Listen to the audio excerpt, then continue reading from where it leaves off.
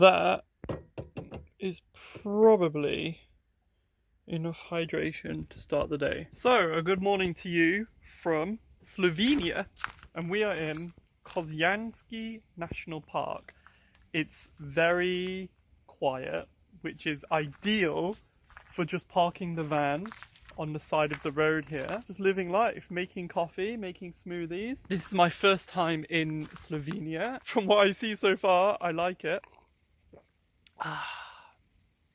Now the day can begin. Why Slovenia? Well, once upon a time there was this fun thing called Brexit, and ever since that somehow passed, God knows how, the residents of the United Kingdom, of which I am one of, can now only spend a total of 90 days, roughly 3 months, across all of what's known as the Schengen area, which is basically all the EU countries plus some more cool ones that aren't in the EU, but we're now restricted. I think off the top of my head, Switzerland, Norway. So I have spent nearly 90 days across the EU states. For the sake of like visas and entry, the whole of the Schengen area, the whole of the EU plus the other Schengen members count as one entry. So as soon as I drove the van onto the boat in Dover and sailed across into France, that was the beginning of my 90 days, because I arrived in France, which is a Schengen member,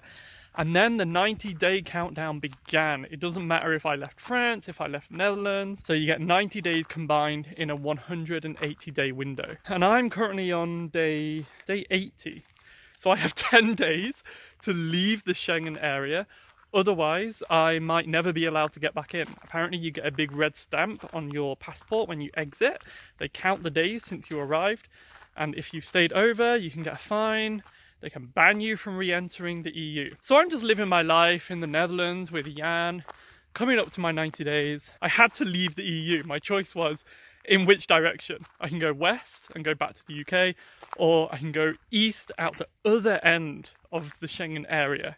And that is what I'm doing, which is why I've driven from the Netherlands through Germany, through Austria, and now I am in Slovenia. Rather selfishly, Croatia and Slovenia only joined Schengen last year. So if I was here 2 years ago, my 90 days would have frozen by now, because I would have left the Schengen area, I would have left the EU. So now the Croatia and Slovenia have joined. Tragically, I don't have much time here, because this is counting towards my 90 days. So I need to just drive through and get out. The first country outside of the Schengen area is Bosnia. So that is where I'm heading. And then I'm essentially in exile. I can re-enter the Schengen area up to the amount of days I have left. So let's say I leave on my 85th day in the Schengen area. I can then re-enter for 5 days, and then I have to get out. Otherwise, I'm getting that fine, I'm getting that stamp, I'm never coming back to the EU. It is sad, to be honest, that in this day and age, when we're meant to be getting more liberal and more united as a world, we're not. Because, God, I just came out in this viewpoint.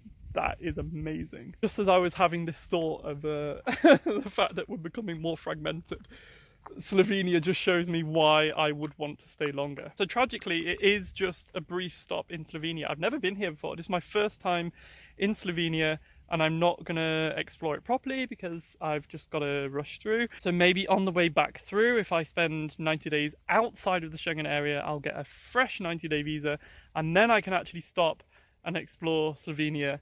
It will look very differently, I imagine, in 3 months. Right now, it's the end of August, and it's 30 degrees Celsius. Slovenia has hills. It's not messing about. I'm trying to get to this viewpoint that I've seen on maps.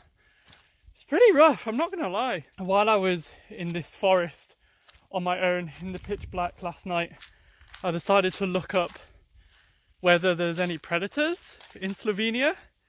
And the first thing that came up was, yes, Slovenia has plenty of predators, including bears, wolves, snakes. Apparently there's lots of snakes. So now every twig that I see on the floor, automatically in my mind, snake. Ugh, something just moved. It's just a little lizard. So on the face of it, it seems like really dangerous. But then I looked into it, And apparently there's only three types of venomous snakes, but none of them are lethal to humans. You can get bitten and still survive. I mean, it's not ideal. And the bears and wolves, and especially the lynxes, are really rare, and they avoid people. So actually to see one of these predators is a bit of a treat. It's a rarity. So I went from kind of fearing a bear attack or a wolf attack to kind of hoping that I would glimpse a bear. That'd be sick to see a bear and live to tell the tale. My exile in Europe, my encounter with a bear. Here's the viewpoint. Let's go have a look.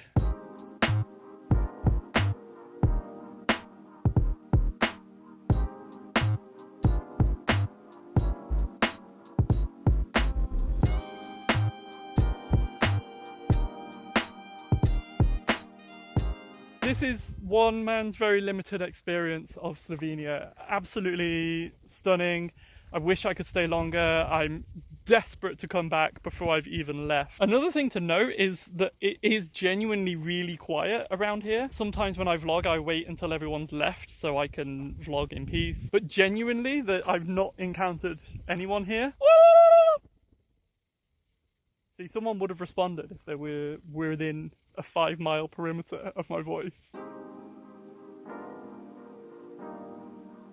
So I found this elite spot online, and it is everything that it was expected to be.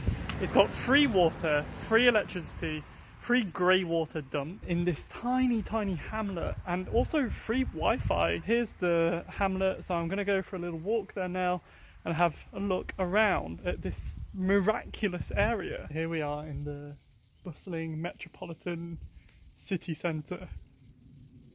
This is exactly what I'm looking for. This is exactly what I want when I travel.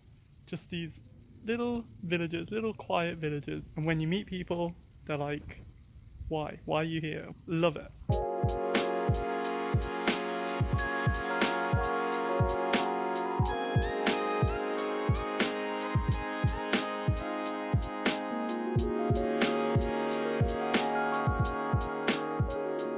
The lighting is terrible, which is a real shame, because just here, this is the border of Slovenia and Croatia. They obviously still have the old border checkpoint because up until 2 years ago it wasn't in the EU, so you would have to have got your passport out and done all these checks, regulations, but now there's not even anyone here. So here we are, first steps into Croatia. Bit of an update. It's the following day since I last filmed, and I'm in Croatia. I stayed last night in this car park, which it was free and completely empty. It's actually the car park for this river beach complex, and oh my god, this place is a godsend. They have so many facilities, free toilet, free shower. There was a little workout gym as well. I would have paid for this. This is basically what you get at a campsite, right? You get a shower, you get a toilet. So far, this region with the van has just been absolutely amazing. And obviously I've just been for a swim. This isn't just my Croatian fashion. So demure. Because I'm just passing through as quickly as possible, I'm passing through the skinniest stretch of Croatia. So unfortunately I won't be doing any more stops. I can't believe it's my first time in Croatia. I've not been to Split, I've not been to Dubrovnik, I'm not going to any of those places. Just passing straight through to Bosnia tonight. The town that I'm in, the only place I've seen in Croatia, is called Petrinja. But already I'm seeing the scars of the war, which is really bizarre. It's only been 4 days since I left the Netherlands, and it's just a completely different landscape. To think within my lifetime, and I'm not that old, this place was a war zone. That's part of why we do it, to be grounded, to see new places and learn about their history and their culture. So with that in mind, it's time for the next part of the journey. Tonight I'm crossing into Bosnia. So thank you for watching this video. I hope it's been interesting. I'm glad that I've been backpacking and traveling for so long and I'm still getting new experiences. I mean, driving to Southeast Europe is something I'm not sure if I ever thought I would do. So I'll see you in the next video where I'll keep you up to date with my travels across Southeast Europe. Thanks for watching.